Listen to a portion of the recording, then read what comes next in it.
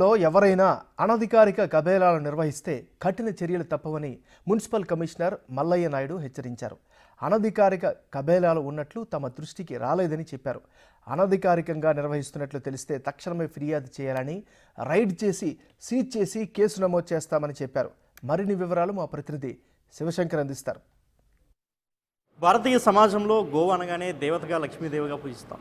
కానీ విజయనగరం జిల్లా కేంద్రంలో గోవుల్ని రక్షించడం పక్కన పెడితే గోవధ చేస్తూ వాటి ప్రాణానికి హాని కలిగిస్తూ అనేక మంది ప్రజల మనోభావాలను కూడా దెబ్బతీసిన ఆరోపణలు అయితే పెద్ద ఎత్తున వినిపిస్తున్న పరిస్థితి. రీసెంట్గానే కొత్తపేట కుమ్మరివీధిలో కూడా ఒక కబేళాను అయితే దాన్ని సీజ్ చేయడం జరిగింది. అంటే అఫీషియల్గా కాకుండా అన్అఫీషియల్గా అనేకమైన కబేళాలు నిర్వహిస్తున్నట్టయితే ఆరోపణలు కూడా వస్తున్నాయి. ఈ నేపథ్యంలో మున్సిపల్ కమిషనర్ మల్లయ్య నాయుడు మనతో ఆయనతో మాట్లాడే ప్రయత్నించడం. చెప్పండి సార్, అసలు ప్రభుత్వం ఏమైనా కబేళాలు నిర్వహిస్తుందా విజయనగరం జిల్లా కేంద్రంలో? నగరపాలక సంస్థల్లో ఎటువంటి కబేళాలకి అనుమతి ఇవ్వలేదు.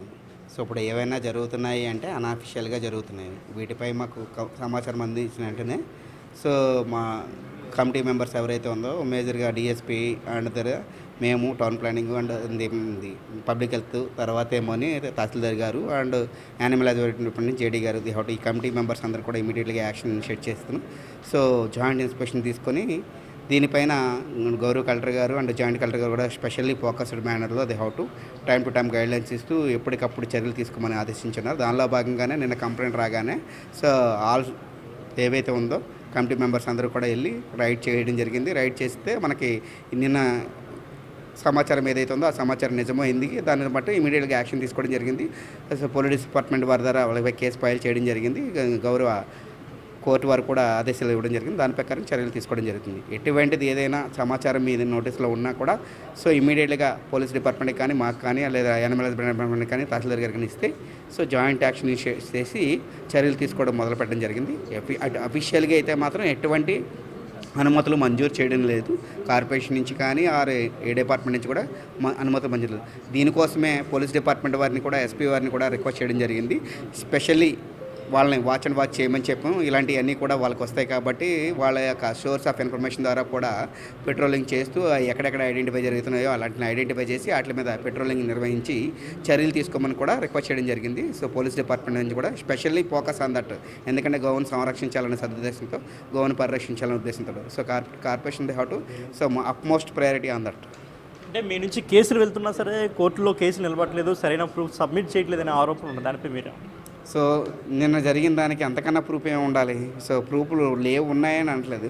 బట్ అయితే కోర్టు వారు దీని మీద కూడా they how to stringent action చేయాల్సిన అవసరం ఉంది. మరి పోలీస్ డిపార్ట్మెంట్ వారు సబ్మిట్ చేసే రిపోర్ట్స్లో దే హౌ టు చూడాల్సిన అవసరం ఉంది. దీనిపైన మేము చెప్పేదే లేదు దీనికి. ఎందుకంటే దీని మీద మేము చేయడానికి లేదు. ఎందుకంటే యాక్షన్ టేకింగ్ రిపోర్ట్ అన్నది మేము చేస్తున్నాం తప్ప బేసికలీ సరైన ఆధారాలు ఇవ్వలేదు అంటే దేశం అక్కడ ఉన్న లాయర్లు దేహటు ప్రభావితం చేసే కార్యక్రమంలో ఉండొచ్చు తప్ప. కానీ ప్రత్యేకంగా అయితే మేము క్లియర్ కట్ ఎవిడెన్సెస్ అన్నీ కూడా ఉంటున్నాయి. మీకు తెలియదే ఉంది, మీరే దానికి ఎవిడెన్సెస్.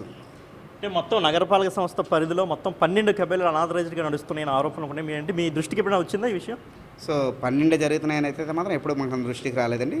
1 or 2 జరుగుతున్నాయని తెలుస్తుంది. వాటి మీద మేము పెట్రోలింగ్ కూడా నిర్వహిస్తున్నాం. టైం టు టైం యాక్షన్ తీసుకున్నాం. కంప్లైంట్ వచ్చిన వెంటనే కూడా వీళ్ళు they how to spontaneous action ఉందా కమిటీ మెంబర్స్ అందరూ కలిసి యాక్షన్ తీసుకుంటున్నాం. దాంట్లో ఆ విధంగా జరుగుతున్నాయి కాబట్టి ఇప్పటికి మనకి హైలైట్ అయిన కేసెస్ అన్నీ కూడా కారణం అదే.